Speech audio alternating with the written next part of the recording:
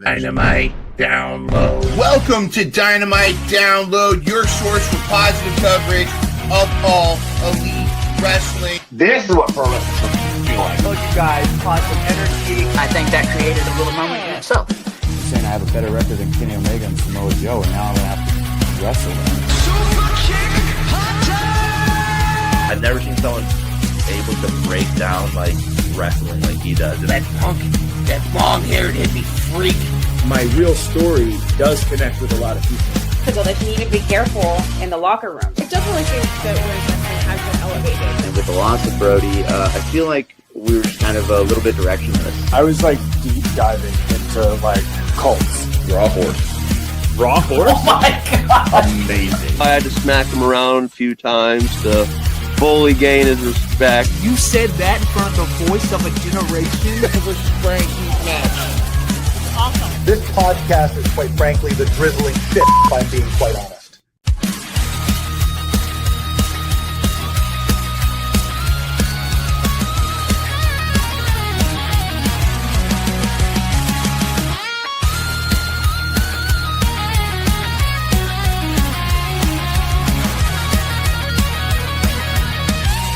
The day spread positivity about AEW. Welcome to Dynamite Download.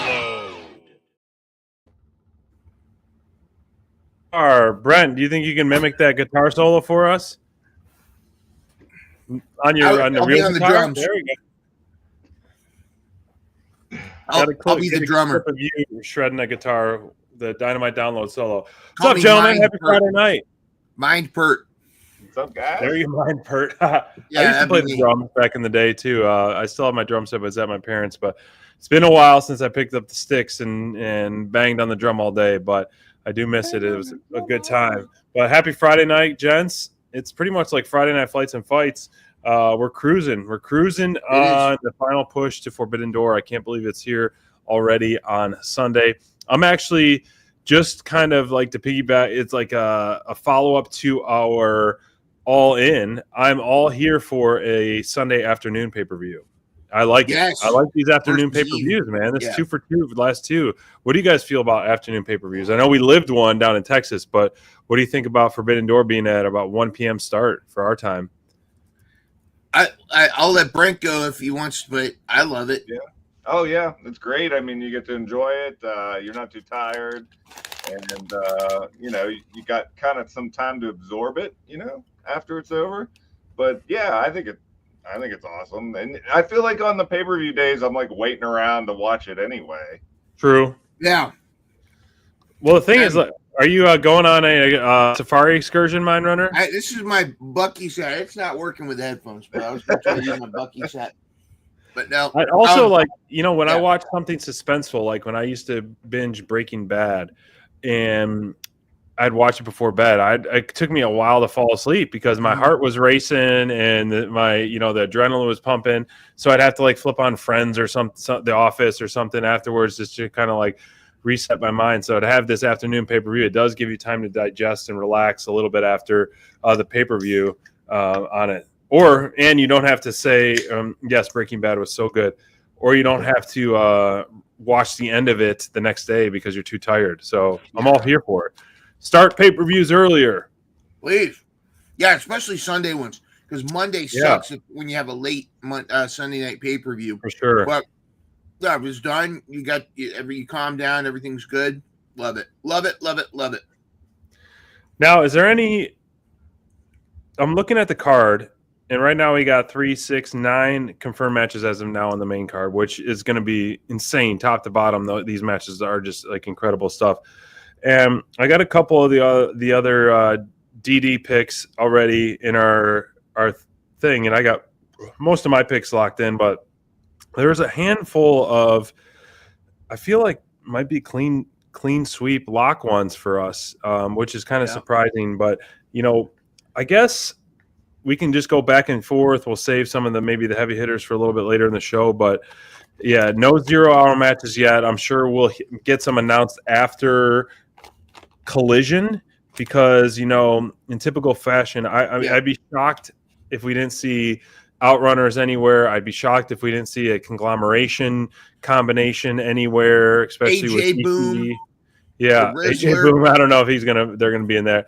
I would be shocked if there wasn't another women's match in there as well on the preview show. So I know all that's going to come. So when those do get announced, we're still going to add those to our bingo card leading up to the preview show. So we'll try to get everyone's picks for that. But man, the graphics here, I'm so glad Ospreay is going to, as he always does, sacrifices his body, his life, his well-being for the sake of the business and sake of us fans. And this graphic says it all, man. I mean, and I don't know if you got that one picture of him as, what was it, like the Dark Spider-Man or something? Oh, yeah. So cool. I don't know who made that graphic. I don't think it was AEW, but man, some people are putting out some awesome graphics. Now, Brent, pick a match we'll start with. We'll kind of go back and forth, round robin. I'll let you, as our guest, thank you for joining us for our preview show. Pick a match that you'd love to chat about and make our first picks. Let's go with the TBS 4-way. All right. That is definitely going to be an interesting one. I know we haven't seen the two competitors really too much on AEW television as of late. I know we saw the one, Persephone, is that her name? We saw her push Mercedes down on the last episode, but maybe I expected a little bit more. I like this idea of plucking one from each promotion, which is cool. But where are you at on this one, Brent? I mean, Mercedes, she's not going to lose. I mean, did she just win another belt? She just won some like at Rev Pro or some Scottish title or whatever. I don't know. Like someone posted about, I was like, Mercedes can have all 57 indie titles, but she should drop the TBS to someone in AEW so it can kind of like spread the wealth a little bit. But Windsor. I mean, I think that'd probably be one of the fastest debuts and title wins of anybody if Windsor wins. So that's your pick, Brent Monet. It's hard because the way I like the way this match is lined up with the mix of talent, but especially after the recent momentum and recent stuff that we've seen out of Mercedes and another title belt, as you just mentioned, I'm definitely I second what FTD says right here. I begrudgingly pick Monet. But she's been doing, as you said, mine on our last show, like really great stuff as of late as well. I mean, Steven's got Monet. What do you think of mine? What am I thinking? Well, up until today, I would have been following the sheep. I don't know much about Broadzilla from Stardom or Bozilla, but I hear she's very popular with American wrestlers who have gone to Japan. So there's a lot of independent wrestlers that are excited that she's going to be part of this. Obviously, Persephone, she's kind of the unofficial protege of Thunder Rosa. She's like Wonder Girl to Thunder Rosa's Wonder Woman. Mm-hmm. But we're in London. And WWE loves to have hometown people lose. Tony Khan loves to have hometown people win. This is also the Will Ospreay themed pay-per-view, Forbidden Door. He's on the cover. True. This could be Will Ospreay's last. It's definitely going to be his last match for a while. And we don't know for sure, but all signs point. He's got to get surgery after this. So I think even if it's not permanent, if it's not long term, I think what an incredible moment it would be if Windsor wins the TBS title, but not pinning Mercedes. It's going to pin either Persephone or Broadzilla, but not Mercedes, which will allow that feud to continue, and Mercedes could eventually go back and get her belt. But that Mercedes losing the TBS title, like you said, she's Mercedes 9 belts, but losing that one that means more to her. It's going to start to wreck. That's the first chink in the armor kind of thing. Plus the crowd pop of Windsor, the hometown girl, winning at Forbidden Door. I think that's the play. That's what needs to happen. I like your booking on that. Yep. You know why I don't think that's going to happen though? Why? Because money CEO Money Talks and Frank Mortos would sue. No, that's a good point. But no, they're going to want her to beat Jade Cargill's record. Oh, that's right. Okay. That's why I think that's close. I think that's why she still has the belt. Wipe the record off the books. I can see that. But I think that's a great point. That I like what you said. That'd be awesome. All right, I'm gonna go rogue, and I'm gonna pick Windsor. Aaron and Ranger are both on the Monday train. Got it. And we haven't heard from any others just yet, but we'll wait for Court, Cray, and Bobby as soon as we hear. All right. Now I want to talk about the Okada versus Swerve match. Now on paper, this is like a marquee match, period. But for some reason, it just doesn't feel like as big as it should be right now. And is that I think Swerve is putting in the effort. I think Swerve is putting in the attempt to make it as big as it should be. But I don't know what's up with Okada.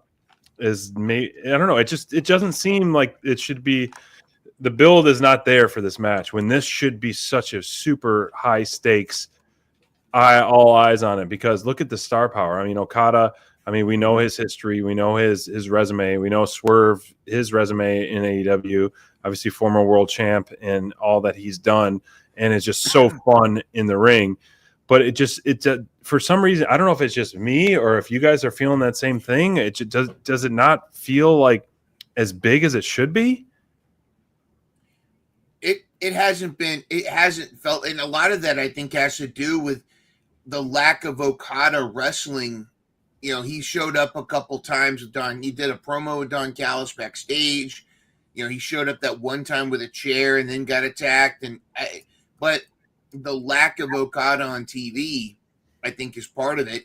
And Swerve I think Swerve is actually injured. I think. I mean, we're all seeing those dirt sheets. Yeah. Like it's hard. It's hard not to take that with a grain of salt and hard not to take it as like legit. You know, people put that stuff on there and they're quoting the Fightful and WON and all this stuff. And it's like, so you kind of think it's, you know, they have a pretty decent Alvarez history. Is usually pretty right, though. Alvarez is pretty close. I mean, Meltzer not so much, but Alvarez is usually is on the know. Right. But yeah, I think that there should have been a lot more actual action. You know, we did have that one run in where he saved the Outrunners, and I just I'm not feeling you know how I feel about Swerve. He's in my top three, but I'm not as excited. Plus, I think I kind of know this one. I don't think Swerve's going to win. It's so bizarre to me, but I feel like this is the one of those that it almost feels it could be close to a clean sweep of Okada beating Swerve, and that is so shocking to me for us to feel that way to bet against Swerve in any scenario, especially over the last year or so. So, I mean, my pick. We got FTD, we got Steven, we got Aaron, we got Ranger Man, all picking Okada. What about you two gentlemen? Okada. I hate that I'm going against my dude. Swerve would be such a good unified champion too. Like, it's just, I'm so excited for this match because it's going to deliver. But it just felt like I expected so much more. Swerve is at that point now where he can't have a bad match because he's gotten to that point. And there was a time I think when he first got here, he was finding himself, but yeah, he's top level, and it's going to be a great match. He's going to help Okada look even better. He's going to help Okada look like he did in New Japan. But yeah, I don't see Swerve walking. I would love for that. This is one I would love to be wrong. But I would be happily take this as a wrong thing on my bingo card. And, you know, we kind of echoed it too, but what Steven was saying is like, you know, Okada retains, Okada versus Takeshita all out. Maybe all out, maybe full gear, but I think that's another one of those Yeah. guys, Takeshita, where he is on Collision tomorrow, but he's not on the card. So hopefully he makes an appearance somehow. Maybe he does make an appearance after this match to come congratulate Okada because there's no interference and no one ringside, and then you see some kind of Don Callis turn on Takeshita right then and there. Yeah. That would be kind of cool. Brent, did I get you right, Okada? Yes, sir. All right. Mine, which one you want to chat? All right. Let's talk about the tag match. The triple threat. I think FTR is winning this. Talk about dirt sheets and shit stuff going around. Yeah. Enlighten us, Mind Runner. All right. So, and again, like you said it earlier, the dirt sheets are dirt sheets, and you only throw it so far. It's hard not to avoid them. It's hard not to avoid them, and like the whole thing with it, when the rumor about was it MVP having beef with Speedball Mike Bailey, and they squashed that very quick and whatnot. But they've been the Hurt Syndicate's been very vocal about dropping the titles to a younger team and not wanting to drop them to FTR. And I think the plan was, and we've talked about this, the plan was eventually for FTR and Cope and Christian to clash for the titles, but they're on the Hurt Syndicate. And I also think MVP has planned, wants to push Bobby as a singles wrestler. Bobby may want that too.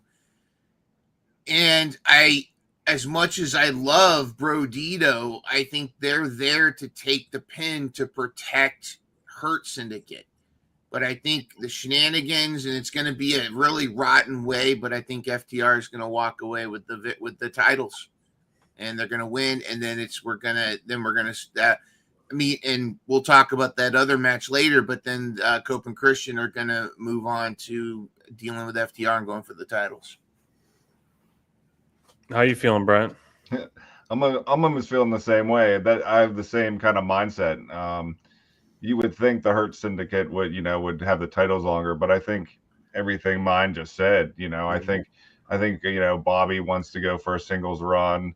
I like to see more Shelton Benjamin, wrestling. I remember when he came in, he was just like blowing me off my rocker with the types of matches he was having. So, I think though they're so dominant and still over, you think they'd want to ride it out. But Britt, can I ask? Go ahead. Can I ask you a question? Yeah. Between Bobby Lashley and Shelton Benjamin, who in AEW has impressed you more? Probably Shelton. I'm more, of a wrestling in-ring worker type of guy. Not that Bobby's a big dude and he's real impressive, but I think to watch in the ring, I'd rather watch Shelton Benjamin all day long. I was thinking, we talked last night about, Wardlow still joining the Syndicate. It'd be cool to see Wardlow and Shelton as a tag, but I think Shelton, like you said, I'd like to see him go on a singles tear, have him face Okada after Strickland, have him go after the TNT from Kyle Fletcher. But yeah, I didn't mean to cut you off, but you really said something that struck with me about Bobby wanting to go singles, but Shelton not getting the flowers he deserves, Right. Continue, Brent. I'm sorry. I didn't mean to cut you off, buddy. No, I don't know. No, you're fine. I think though, I think the timing is for, with Cope and Christian coming in, I think because that's going to be in Ontario. Is it on or Toronto? Toronto, yeah. Yeah. So it's kind of like they got to hurry up and do it. That's anything I would think why, yeah, so it's I think it's going to be, and like you said, exactly. I think Brody King and Bandito is going to take one of them is going to take the pin. Yeah. So Hurt Syndicate won the titles 8 months ago to the day today. So on January 22nd, they won the titles from Private Party. So they've been champs for 8 months, which is pretty significant for sure on any championship. However, they wrestled twice in May, one in June, and the last time we saw them wrestle was at All In. And it's strange to me sometimes when AEW does this, they put a title on someone and then they kind of ghost them in the ring. Yeah. The chase is almost as way better than the destination, or the journey is better than the destination for some title holders. And so that's what you're always kind of afraid of. But they've been so fun to watch. But I feel like because of, and I said it on last night's show, the resurgence of the tag team division as of late, which really was sparked by that tournament, which I love a good tournament, and showcased a lot of the teams that have been backbones, the Young Bucks, FTR, a couple of the new ones that we've seen reformed. I think it's time to freshen it up in a tag division that really needs some lifeblood. And so that's getting a lot of that as of late. So dropping it to FTR, which FTR is my pick, FTR's Aaron's and Rangers picks, and FTD changed hers to that. So we're all, and so far all 7 of us, of the picks that we have, are lockstep FTR. But Steven as well. Steven as well, yep. And I would love for them, as we spoke about, to have a TLC match for the titles at All Out. Yes. In Toronto versus Cage and Cope, because in theory they're going to take care of the quote-unquote new patriarchy tomorrow, or this Sunday, and then they're going to shift their focus hopefully onto FTR. Or this is where you see Cope and Christian cost FTR the titles, and then Hurt Syndicate retains.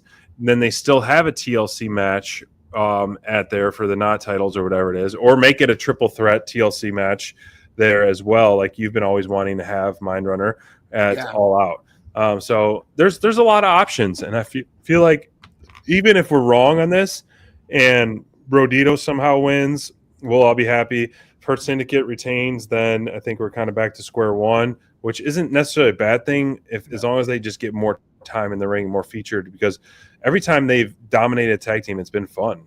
But their All In match was kind of like anticlimactic in my sense with that another three-way. So their last match they had was a three-way. Their last true tag team title defense was versus the Sons of Texas in May.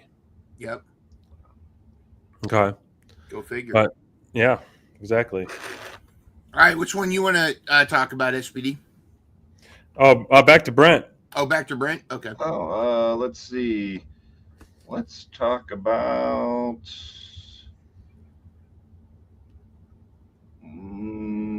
We'll go with the... Well, I'm looking at the old... Let's see. I was looking at the wrong poster. That's right. You want to go timeless? Yeah, let's do that. Timeless, Brent. Talk to us.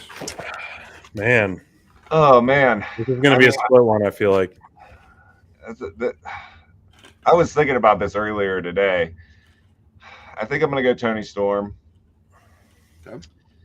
I mean, I don't know. Like, geez, it's so rough. I don't want Tony to lose, but it'd be cool to see Athena as champion. I think she'd be a great champion. I really like, what she's been doing over the past, 2 years.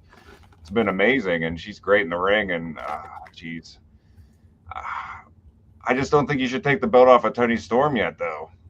I don't know. Yeah, so. But I don't know what Athena does next, because I think she deserves to be champ. I think go ahead. I kind of think my heart wants Athena to win, but I think logically Tony's gonna win. So yeah, I think I'm gonna stick with Tony. It looks like no problem for Deb. No problem, Deb. I misread that. It's she's gonna say Tony retains. All right. I think Athena deserves to win the title, and I think she's going to. Oh, okay. I actually think Athena is going to win the world title, but I think she might be losing the ROH title to Mina at the ROH pay-per-view that's coming up. And I think what's happening right now is the transition of because now that Tony Khan has exhausted a lot of options of trying to get a TV deal for Ring of Honor, I think he's now kind of trying to bring all his powerhouse Ring of Honor folks over. And I think it's time. I think it's time for Athena. She's already broken all records. She's just spinning her wheels now as Ring of Honor champion. But this is the feather in the cap for all the work that she's done.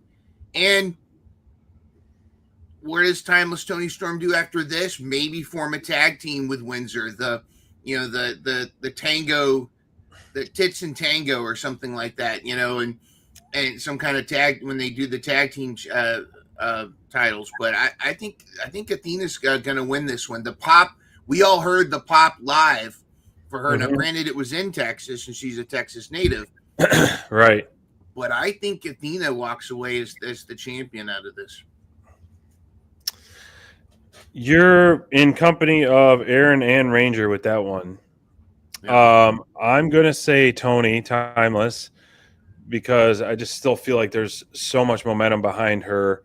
And I know like she could do no wrong with her without the title, but I just don't think I feel like, yes, as you've had her as your top performer a lot lately, mind Athena. Yeah. And since her resurgence on the AEW main roster, she's really been impressive in the ring, character, and all the above.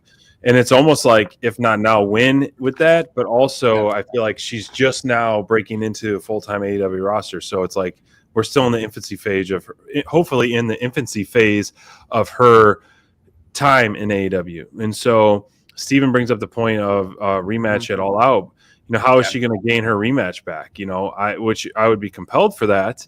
And I know we kind of did that same kind of scenario with Mariah May, where they thought the story was over. Then they had another rematch, the Hollywood ending and all that stuff. And so it could happen. But I do feel like Sundays is Tony's night. You need some baby faces to win. Oh, we're going. This is going to be. We got a lot of babyface wins in All In. I feel like so far my card and things like that, you're going to get a lot of heels. I mean, we already have FTR, Okada, potentially Mercedes winning. A lot of us picking that. Windsor. A lot of us picking that. So we'll see. All right, Speedy, what do you want to go? What do you want to go to? Cope and Cage. Let's go, Cope and Cage. Back on the tag division. Even though they're not officially in lockstep with each other, they have a handshake. After that declaration that Christian Cage made to Cope last night about being the best tag team partner he's ever had, there's no way they're losing. Even with the return of Killswitch or maybe a potential even more surprise returns going on, I feel like you could have them win, and then if Perry comes back or whatever comes back, they take him out at the end of the match or whatever it may be. But you have to have Cope and Cage win. It's just a no-brainer. You have them forming for the first time ever in AEW, and they're going to lose their debut match as one of the best tag teams ever to do it. And so you definitely have to do it. As much as I want it's not going to hurt Killswitch or Kip, especially if Kip takes the pin. It's not going to hurt Killswitch or anything like that with his momentum. The guy is looking awesome, and I'm happy to have him back. So Aaron is picking Kip and Killswitch. Wow. Ranger Man is picking Cope. Brent, how about you, buddy? Yeah, I agree with SPD. You got to go Copeland and Christian. I mean, if they don't win here, then they're not going to be facing for the tag titles. You know what I mean? True. So it's, I think we might think it might be close. Like you might think they're going to lose and then they pull it off, but they got to win. I would love Christian and Cope to either A, cost FTR the titles, or B, come face to face with them after FTR wins the titles and kind of spoil their party. So that way it's like instantly you're like, oh my gosh, it's coming. Like tag team match is coming to really hype it up. So I think I would love those two scenarios because probably be a little bit earlier in the show, and then maybe they somehow resurge after the tag team title trios match. I do think there will be shenanigans. There's going to be post-match stuff, whether FTR is involved or not. I think they're going to probably continue to hint at who that was that helped Luchasaurus, Kill Switch, whatever. And it's probably Jack Perry, but I don't think we're going to get any final answers on that. But I do think there'll be some post-match shenanigans, and we'll see. It'd be funny if it would be funny if Nick Wayne does pull a Seth Rollins, though. I know. Throws off the crutches, but no, I think it's going to be Cope. It's Cope and Christian, and then so that they can at Toronto have TLC with FTR. You need a marquee match right away. Yep. And it's obviously it won't be announced, but it can be hinted. I think so. I think there's things. See, I think that's the whole plan that they're going to do. Mm-hmm. But I don't think that there's a. I think they're going to do something. They might even do something where Killswitch then turns on Kip with Jungle Boy with Jack Perry, but I don't think Jungle Boy's coming back. No. But even if he goes back to babyface, he still should be Jack Perry, even if he does like the same theme and all that. You think so? I mean, he's turned into a man, the boy gimmick. Yep. You can be Jungle Jack Perry, as JR always called him. By God, it's Jungle Boy Jack Perry. By God. All right, is it time to go to another? It's on you, Mind Runner. All right. Got 1, 2, 3, 4 more matches. Let's see.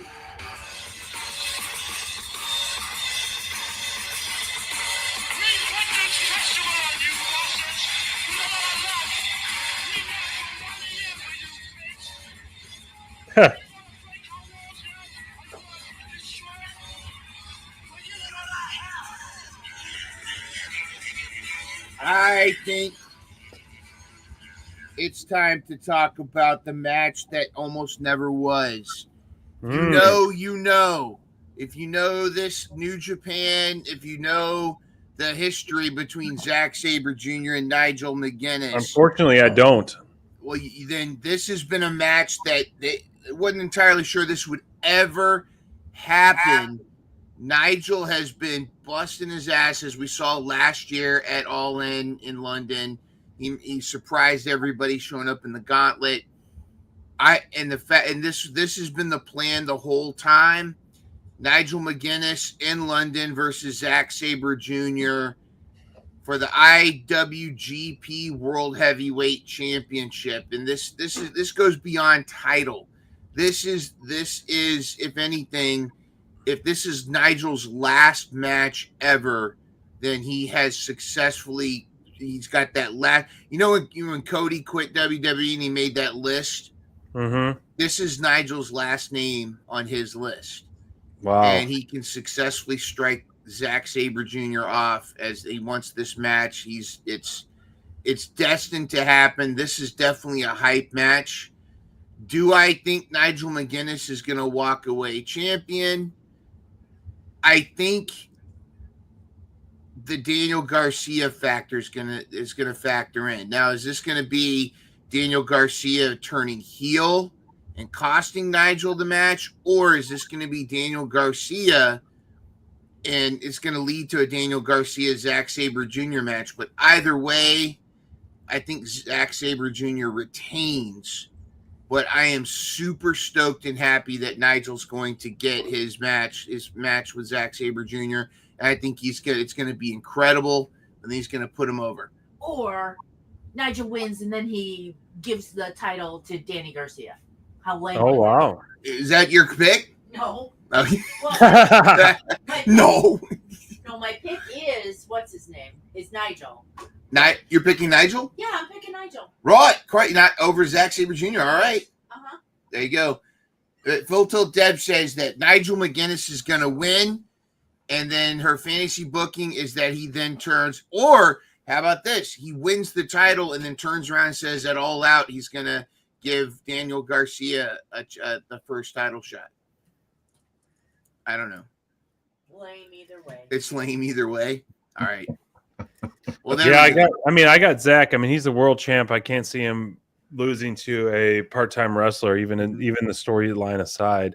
And I do like the way though where he would give someone like Danny the first title shot and or the title with that. You also have Aaron and Ranger Man picking Zach, but I'm really excited about this match, even though I don't know a lot of the backstory. I'm excited about the technicality of it because anytime Zach's been in AEW matches, I've really enjoyed, and he really impressed me with a lot of the random stuff I've never seen before, and really innovative stuff I've never seen before. So it's cool that he's the world heavyweight champ over there in New Japan, and he was a late pickup for Team SPD. So hopefully he gets me a point. Yeah, there you go. Brent, are you on the are you going to join? Are you going to join that bird FTD and for some fish and chips with Nigel? Or are you going to join Zack Sabre Jr.? Well, I did have some fish and chips for dinner, but I'm going with Zack Sabre Jr. All right, there you go. Blimey, Crocky Dingo. No, that's Australian, whatever. There you go. Well, last three matches, we'll start with Fletcher. Then we'll go to the cage. Or you want to end with the cage, or you want to end with the main? I say we end with the cage. All right. Because I think that is going to, they'll have the championship match, and then they'll have the unsanctioned match afterwards. You think so? Yeah, because the unsanctioned it's supposed to be lights out. It's supposed to be AEW. Okay, so essentially they'll be like, the pay-per-view has ended. So anything after this. Yes, exactly. It's just some blokes using the ring. Yeah. And I'm curious if I guess never mind. We'll talk about it when we get to there. But I mean, just hands down, I got to Fletcher's not losing. Fletcher's momentum is at an all-time high. It's running at 100 miles per hour. It's at, in top gear right now. And there's no one going to slow him down anytime soon that I could see. So without further ado, SPD picking Fletcher, so does Aaron, and so does Ranger. I think this is definitely one of this clean sweeps, not even second guessing, in my opinion, that we're going to have across the board. All right. And what about, let's see, Fletcher. Steven says Fletcher. Full Tilt Deb, Kyle Fletcher. Yes. She's saying Kyle Fletcher. She's not in the other room. But I know she's picking Fletcher. All right, before I give you my pick, I want to just say something. This is I love Forbidden Door as a concept pay-per-view. It's unique. I hope they keep doing it. And I like the gimmick. A couple things I would like to see. I would like to see improvements on Forbidden Door next year. So Tony, please, these are just my humble opinion, but these are things I think could really enhance Forbidden Door and make it even more of that special pay-per-view. We need to really reach out and include more international talent, not as tokens, but with all that build up between MJF and Mystico, we could have had something there.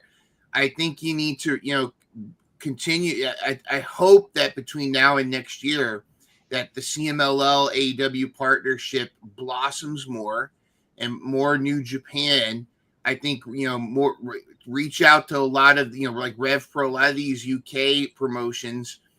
I think it would behoove AEW to reach out to Scott D'Amore with Maple Leaf Wrestling in Canada, because I think they could actually essentially come up with a AEW TNA kind of relationship. Josh Alexander I think he still is their champion. And I think there's a lot of opportunity there. Giselle Shaw is their women's champion. There's a lot of potential there. My problem with Forbidden Door as it is now is you bring in these international stars, but there's no jeopardy of them becoming champion. Like, there's no as tremendous as Takahashi is, there's no jeopardy of him, with his Fraggle jacket stealing the TNT title from Kyle Fletcher. Just like there really isn't any danger of Nigel winning the title from Zack Sabre. If somebody from another promotion comes into AEW, it's unlikely, not impossible, but it's unlikely that they're going to lose their title unless it's a factor like Mercedes Moné, Kenny Omega. If the transferring the title to an AEW wrestler gives more eyeballs on the other promotion, then I could see that. Like you see, to talk about real Forbidden Door, when the top, the men's and women's champion in TNA right now are both NXT wrestlers. So that's how that partnership is going there. WWE is pretty much just taking their titles with them. So I don't think that's healthy. But I do think that if you're really going to have a partnership and really want to make Forbidden Door unique, I think you need to have some of these titles go to other promotions, at least for a while.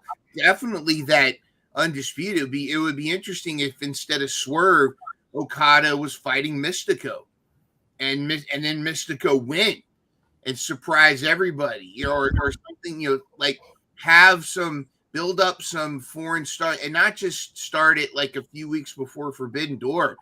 Between now and next year's CMLL, start bringing these guys in more. Have a lot of this stuff going.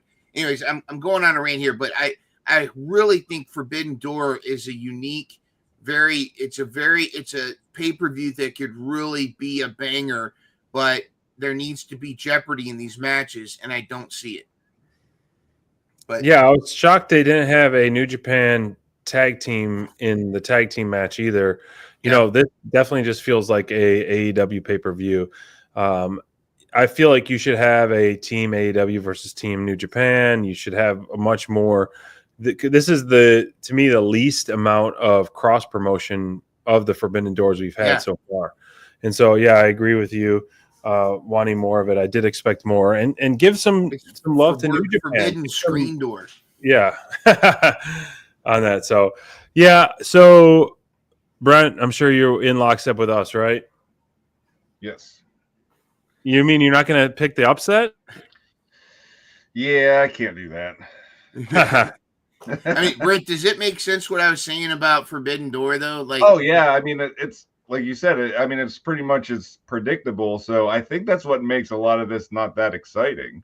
Yeah, it's unfortunate. And the most exciting matches I think are the AEW versus AEW guys. I mean, because we're going to get great wrestling, but at the same time, there is that there's always, it's always nice to see that like you could be wrong in your pick, like you're not that sure, like I'm not sure, like Athena, I'm like, oh, I mean, she could win, but I just don't know, I have a hard time deciding, with these picks, they're like, there's no question.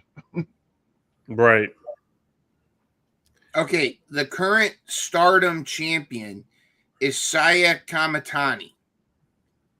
Have we seen or heard her in AEW at all? No, we haven't. No. Why, if Stardom is one of the partnerships, why isn't she defending her title against Willow or against Statlander or against friggin', Harley Cameron? There's we have such a great, you want to give some, or Thunder freaking Rosa. I mean, Saya Kamitani is huge in Stardom. That's their current Tony. I mean, I wouldn't say Tony Storm, but that's their big champion. That's what we need to see more of that. We need to see that, like isn't MJF that he's like a CMLL champion? Not even talking about that title, maybe, maybe, what would have been cool is with all these crazy stipulations that MJF was trying to pull, Hangman should have put a clause in there that MJF has to put up his CMLL title as well, title for title. and then Hangman wins the CMLL title, and you heard how over he was in CMLL. So in Mexico when he showed up. So I don't know. Anyways, I know it's doesn't mean to sidebar everything, but I really hope next year's Forbidden Door is more like we were talking about. So, yeah, you're right. MJF talk, Hangman. Let's talk about MJF Hangman. All right. Brent, how you feeling about this? Yeah. Wow. I mean, I think Hangman's going to win. I had this scenario in my head since they did the stipulations. I don't know if you guys thought about it, where Hangman wins and then MJF then pulls out the contract and comes in and wins. That would be kind of cool, but I don't see Hangman losing his belt that early. That's the only reason why I think he's going to win. It's great that Hangman is already having extremely relevant feuds. You know, the rematch with Moxley, former champ MJF.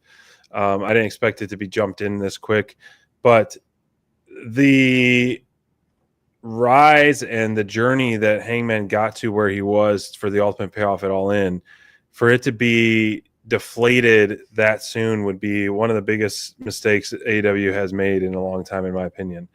Like that, Brent. I mean, I feel like I'm curious. Something with those stipulations is going to backfire for MJF, hopefully, where he accidentally gets.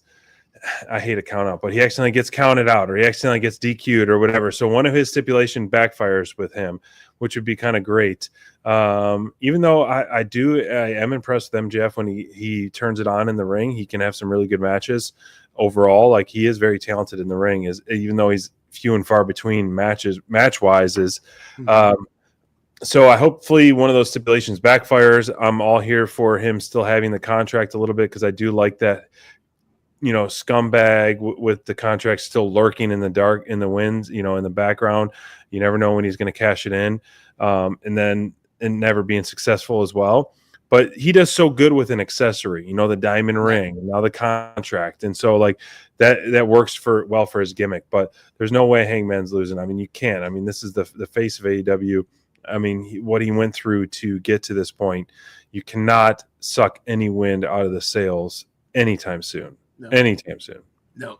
Well said. I already expressed my opinion on what they did on Dynamite with this, and how it was like 10 steps back from how far they went with right. Hangman outsmarting him. The only way they're going to redeem that whole stupid, I think it was stupid, and I know we keep it positive, but we're real. I love AEW. I love this feud, but Hangman and MJF can put on a banger without any gimmicks. That's what we want. And maybe what Steven's saying is going to happen is let's get an actual match between these guys without any crazy steps. Just the two of them wrestle, because MJF can freaking wrestle. You're right. Hanger and MJF by itself would be a banger, and it almost feels like we're being cheated out of that. And because MJF, the only way they redeem how that all this craziness that went down on Wednesday is if Mark Briscoe somehow keeps MJF from winning. Maybe he gets him counted out, but Mark Briscoe needs to be involved, and then we parlay it for All Out. Maybe it's a 3-way at All Out or something, but Mark Briscoe needs to get involved. Otherwise, they've chumped him out, in my opinion. With that whole knocking him out and Gates of Agony stuff, or maybe Mark Briscoe's going to beat up Ricochet at the 0 hour or something. But I think Hanger's retaining. I do like Steven saying that the possibility of MJF may win it All Out, but too soon. It could be too soon. I feel I was hyped for this until this past Wednesday, and now I'm kind of like, ugh. I hope they change my mind. If if hell froze over, Ranger picked Hangman too, FYI.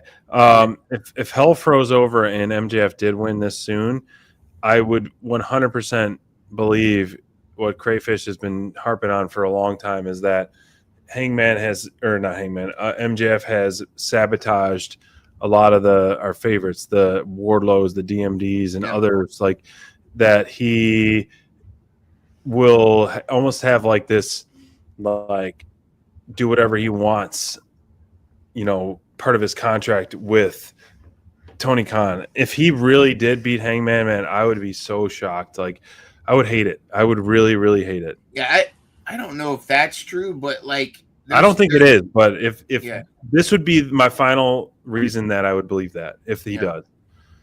Well, hell would freeze over if Aaron Loves Wrestling picked MJF over Hangman. I just assumed. I mean, if I'm wrong, let me know, Aaron. But I just flat out assume you're going Hanger, dude. That's your boy. Right. Oh, why isn't it? Oh. All right. Let's talk about it. I'm pumped for this. I can't wait. I have no idea what to expect. It's just going to be absolutely bananas. Quite the star-studded group of guys in a cage. And is this going to be a two-ring or not a two-ring? Is this going to be one cage, one at a time, all at a time, 5-on-5, absolute mayhem? Like, I don't know how this is even going to be set up. Like, 5-on-5 in a cage is tight. So I don't know. How is this going to be set up? And how is this going to be executed? It's just a lights out type. And it's the Death Riders versus the Dead People. And it's not going to, yeah. I mean, look at it. Tanahashi has no knees. Osprey's, he's got to get neck surgery. The zombie. And he's going to lose, he's diverticulitis. He's going to be barfing up bile. Kota Ibushi, I mean, I worry every time I see Kota wrestle. And freaking Darby, I mean, he's got one foot in the grave anyways. He's got a death wish. I mean, and all 5 of those guys are going to be doing stupid stuff in this cage. I'm going to be freaking nervous watching this match. And, like Full Tilt Deb and I are saying, obviously Matt Jackson's going to bring some special gimmick shoe. He always does it for these kind of matches, but watch for the shoe. I think Will Ospreay's going to go insane because I think he thinks this could be his last. This will be his last match for a while, and this could be it for him as we know him.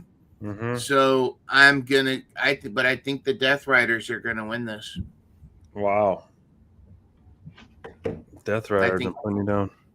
Yeah, I think Death Riders are going to come out on top. I actually think the Death Riders need a W or they're paper tigers. They're no longer the scary. I think they're going to win.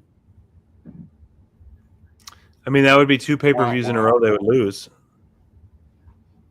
But at what point, like, you got to have a feel-good story. You know what's in store, as you just said. You know what's in store for Ospreay's future. You know what's in store for Tanahashi's future. This is his last ride here. In UK, and Darby's in-ring return after being Everest. He's going to jump off Everest on top of the Death Riders. Like, you have to have those Team AEW win. I'm picking Team AEW for sure, regardless of everything in store there. Not every pay-per-view is going to end on a happy note, though. Well, every pay-per-view before All In was a bad note of the Death Riders just terrorizing. Just know we got All Out coming up right after. So I think that's where we'll get our happy ending. Brent was saying, buddy. Ranger picked Death. Aaron picked AEW. What do you say, Brent? I'm going to go AEW. I think we're just watching the slow decline of the Death Riders. Like SPD said, they were on the tear. Now they're going downhill. So, yeah, I think we need AEW to win. It'll add to the Young Bucks story, too, losing. That is interesting. The Young Bucks. I am spoiled on one thing on Collision. And all I'm going to say is pay close attention to who the Young Bucks are called on Collision. Okay. That's all I got to say. And if you're a Simpsons fan, you'll So this could lead to laugh. Young Bucks, Kenny, and Ibushi match, which would be awesome.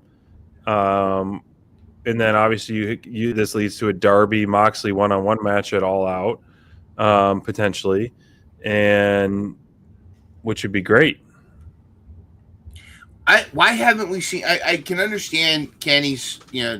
He's got to take it easy, but like Ibushi made this epic return, and now we haven't seen him either. Mm-hmm. I mean, do we have four Gimps and a dead kid? I mean,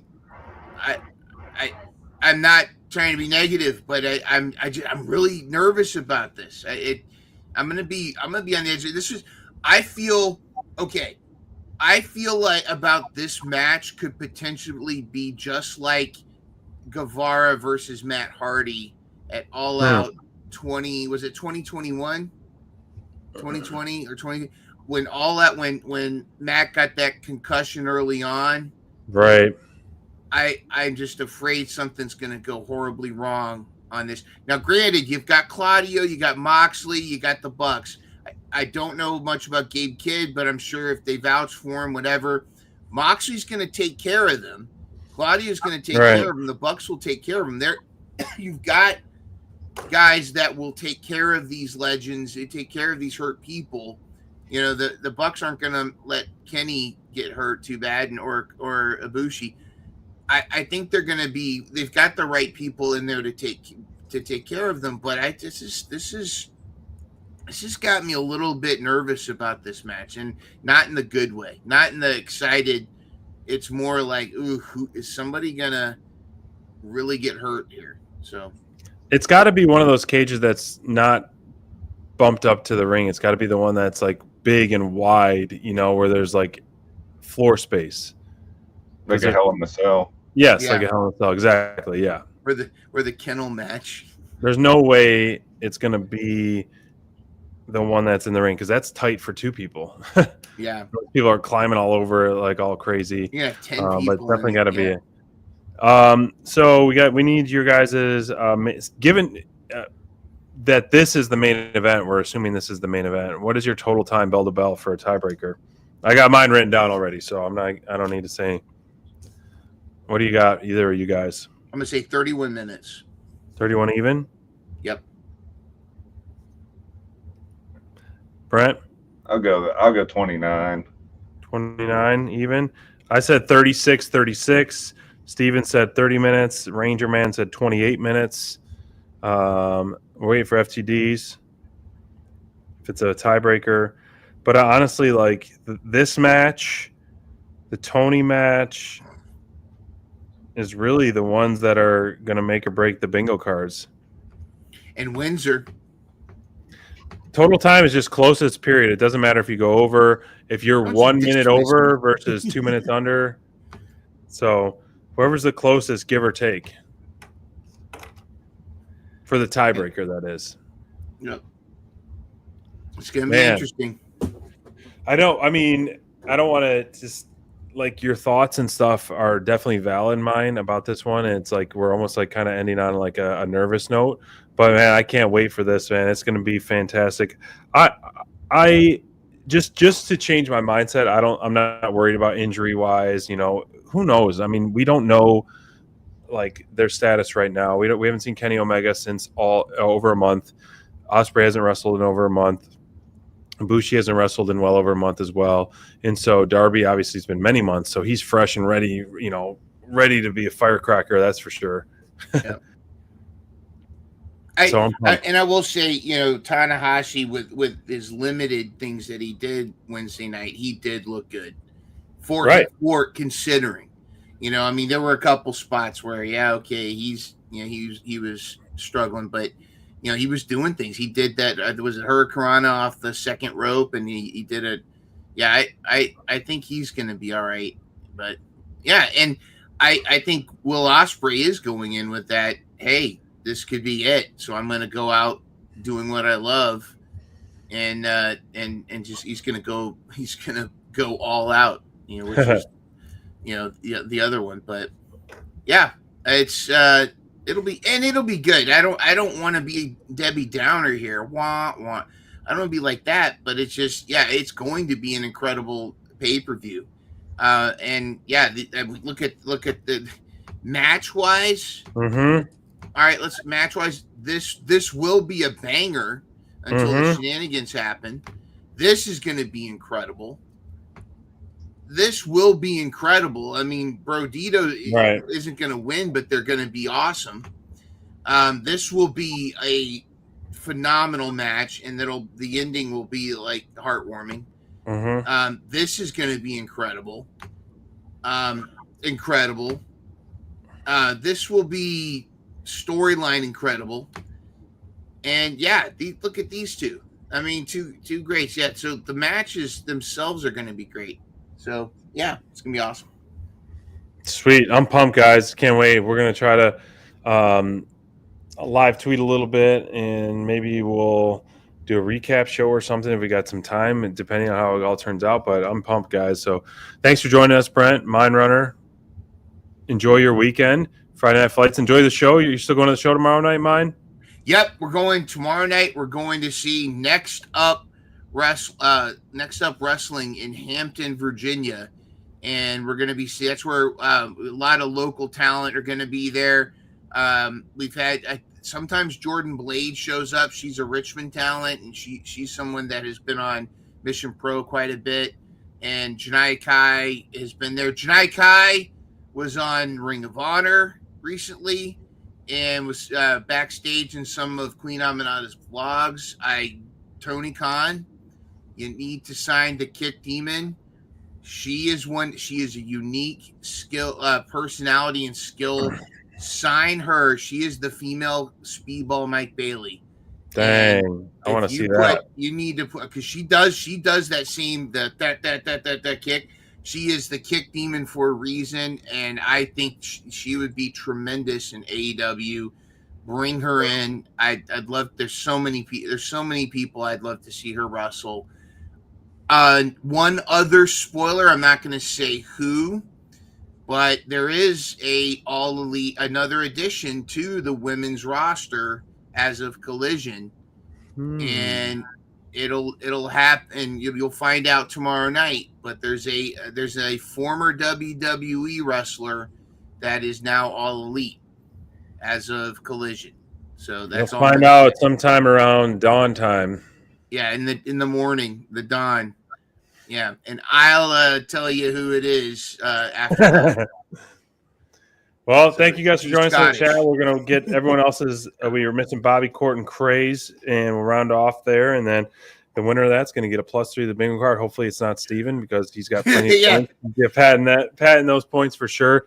If one of us can get a little leapfrog a little bit on that, but enjoy the show. A lot of good wrestling, a huge stacked card of Collision, a lot of cool matches that have been announced, a lot of wrestling announced. I think I counted. I think 14 points are at stake on Collision for our draft. Yeah. So more than the 4 points on Dynamite, or was it? Yeah, there was 5 points. There were 3 matches and one was a draw, so there was no points. So, yeah, that's right. Now, SPD, I have to apologize. I wasted my voodoo doll on you this season. I should have put it on Steven because he's running away with this thing, man. We got to stop him. That's right. We got to stop him. Well, you guys have a good weekend. Enjoy Collision. Enjoy Forbidden Door, and we'll talk to you online on Instagram, on X. And thank you again, as always. And we'll be back in the saddle next week for Dynamite Download on Thursday. Yep. Till then, we're going to be running down a dream. Running down a dream.